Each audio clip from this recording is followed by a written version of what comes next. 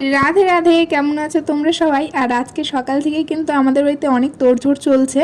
আর কি কারণে চলছে তোমাদেরকে বলছি। গ্যাসে পায়েস উঠে গেছে আর আমাদের চাটনি হয়ে গেছে। এখানে আছে বেগুন ভাজা, ফুলকপি ভাজা, আলু ভাজা, শিম ভাজা, ভাজা আর পেঁপে ভাজাটা হয়ে গেছে। আর ওই দিক তো ভাজাগুলো হলো। আর এখানে আমাদের হচ্ছে মাংস।